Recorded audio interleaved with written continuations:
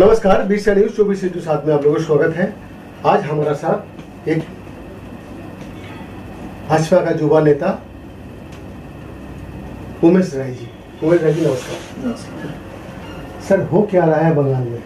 पश्चिम बंगाल में आपने पूछा कि क्या चल रहा है। पश्चिम बंगाल में लोकतंत्र का उपहास उड़ाया जा रहा है। पूरे बंगाल में लोकतंत्र कहीं भी किसी भी क्षेत्र में देखने को नहीं मिल रहा है। ऐसी स्थिति में भारतीय जनता पार्टी का एकमात्र लक्ष्य है पश्चिम बंगाल में लोकतंत्र को पुनर्बहाल करना। दूसरा जो आपका प्रश्न है कि भारतीय जनता पार्टी के एक एक कर बड़े नेता दूसरे दलों में चले जा रहे हैं या वापस चले जा रहे हैं, मैं आपको बताना चाहता हूं कि आप मुझे एक नाम बता दीजिए कि भारतीय जनता पार्टी का कौन नेता भारतीय जनता पार्टी को छोड़ के गया है। भारतीय जनता पार्टी को छोड़कर वही लोग गए हैं जो 2021 के पहले या 2019 के पहले भारतीय जनता पार्टी में अपना भविष्य देख रहे थे, जिनको ऐसा लग रहा था कि मैं 2019 में भारतीय जनता पार्टी में जाऊंगा तो सांसद बन जाऊंगा। कुछ लोगों को ऐसा लगता था कि 2021 में भारतीय जनता पार्टी की बंगाल में सरकार बनेगी और वो मंत्री बन जाएंगे। ऐसे कुछ लोग ऐसे भी थे जो दूसरे दलों में विधायक थे, सांसद थे, मंत्री थे और वो भी रिस्क लिए थे कि भारतीय जनता पार्टी की नई सरकार में वो मंत्री होंगे। जब भारतीय जनता पार्टी पिछले 2021 के चुनाव में 77 सीट पाकर एक बड़ी बढ़त पश्चिम बंगाल में हासिल की, लेकिन हम सरकार बनने से चूक गए, सरकार हमने नहीं बनाया। ऐसी स्थिति में जो लोग आए थे अपने आशा और उम्मीद के साथ, जिनके मन में बहुत सारी ललक थी, उसके लिए जो लोग आए थे, उनको जब उनके इच्छा की पूर्ति नहीं हुई और कहीं ना कहीं उनको अपना भविष्य खतरे में दिख रहा है, ऐसे में वो लोग वापस गए हैं। आप एक एक करके कहेंगे तो मैं नाम लेकर भी बता सकता हूँ आपको। एकदम बाबुल सुप्रियो जी का भारतीय जनता पार्टी में कब से संपर्क है? बाबुल सुप्रियो जी 2014 के चुनाव में हवाई जहाज में उनको टिकट मिला, चुनाव लड़े, नरेंद्र मोदी जी के आशीर्वाद से मंत्री बने। भारतीय जनता पार्टी के साथ कभी उनका सांगठनिक स्थिति में कभी उनका अच्छा संबंध नहीं रहा। क्योंकि बीजेपी में ऐसा नहीं होता है। बीजेपी में एक साधारण परिवार का व्यक्ति भी देश के सर्वोच्च पद तक जाके बैठता है। उमेश जी, मैं आपको रोक रहा हूँ। जहाँ पे आप रह रहे हैं बहुत दिन से, हावड़ा जी, जो ट्विन सिटी बोला जाता था, अभी हावड़ा का क्या हालत है? देखिए, चारों तरफ पानी, जल जमाव, सही से शहर का जो निकासी व्यवस्था एकदम खत्म है। क्या हो क्या रहा है?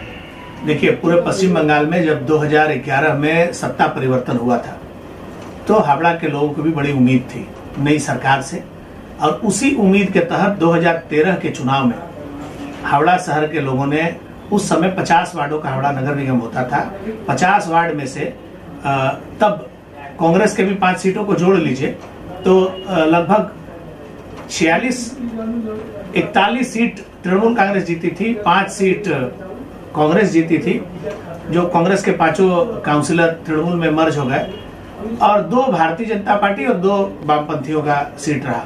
तो एक बड़ी बढ़त देकर इस हावड़ा शहर में तृणमूल कांग्रेस पर भरोसा यहाँ के लोगों ने जताया था। लेकिन देखने को क्या मिला? 2013 के नवंबर में हावड़ा नगर निगम पर तृणमूल का कब्जा हुआ। 2015 में बाली म्युनिसिपैलिटी को अपग्रेड करने के लिए, बाली के लोगों में विश्वास जमाने के लिए तृणमूल कांग्रेस ने वहां पे म्युनिसिपैलिटी को तोड़ के उसको नगर निगम के सीट बनाकर हावड़ा में मर्ज कर दिया। 2018 तक उनको काम करने का मौका मिला, लेकिन जब 2018 का चुनाव आया तो तृणमूल कांग्रेस अपने आपसी कलह को, गुटबाजी को रोकने के लिए वो चुनाव को रोक दी, चुनाव नहीं कराए, और उन्होंने कहा कि हम डिलिमिटेशन करेंगे। कैसा डिलिमिटेशन? हावड़ा के कई बड़े वार्ड थे जिनमें 50,000 40,000 वोटर है, उनको तोड़ के छोटा वार्ड बनाया जाएगा जिससे सबको सुविधा मिले। ऐसा कह के उन्होंने अपने अंतर कलह को छुपाने का काम किया, और टीएमसी में गुटबाजी इतना था कि वो चुनाव 1.5 साल तक नहीं हो पाया। उसके बाद कोरोना आ गया। पिछले 3.5 साल से हावड़ा नगर निगम में चुनाव नहीं हुआ। पूर्ण रूप से हावड़ा नगर निगम को सौंप दिया गया प्रशासकों के हाथ में, माने फीताशाही के हाथ में, अफसरशाही के हाथ में। और देखते ही देखते 3.5 साल में हावड़ा नगर निगम में जो लोगों को नागरिक परिसेवा मिलनी चाहिए, हावड़ा शहर के लोगों को, उससे वो वंचित रहे।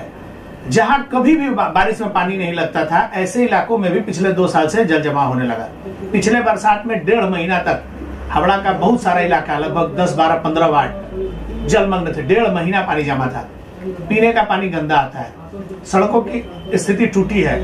विकास के नाम पर जितने त्रिफला लाइट हावड़ा में लगे थे, मैं आज आपके इस चैनल पर पूरे दावे के साथ बोल रहा हूँ, 80% से ज्यादा त्रिफला लाइट बंद है।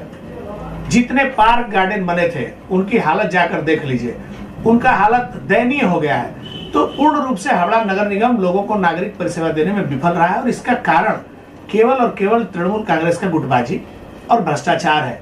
कोई एक ऐसा काम टीएमसी ने अपने पूरे कार्यकाल में नहीं किया जिसमें उन्होंने कट मनी नहीं खाया, घोटाला नहीं किया।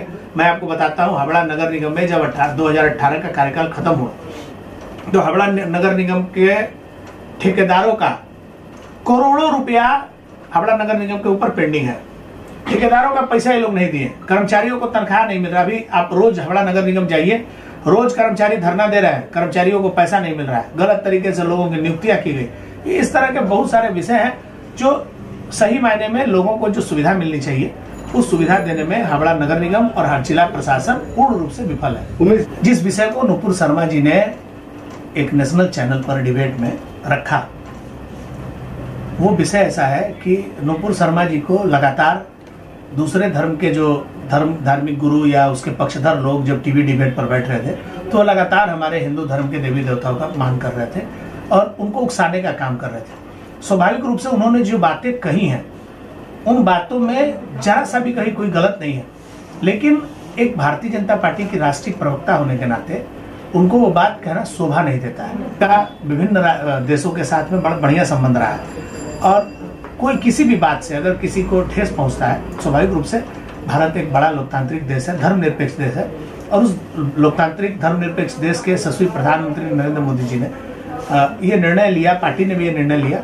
लेकिन मैं आपको एक बात स्पष्ट कर देना चाहता हूँ, एक साधारण व्यक्ति के रूप में, एक साधारण कार्यकर्ता के रूप में आप किसी भी सनातनी से अगर इस विषय पर उसका मत लेंगे तो वो कहीं ना कहीं नुपुर शर्मा के साथ आपको खड़ा करेगा। हम लोग सुना उमेश जी का ढेर सारे बातें, आने वाली कल क्या होगा हम लोगों को किसी को पता नहीं है, मगर हावड़ा का जो स्थिति है आज का दिन में हावड़ा पुर निगम का, उस विषय में हम लोग सरकार का दृष्टि एकदम पूरी तरह से दृष्टि आकर्षण करने की कोशिश करता हूँ। कैमरा में इमराज मल्लिक के साथ बीएन दत्त की रिपोर्ट, बीएसएन न्यूज़ 24।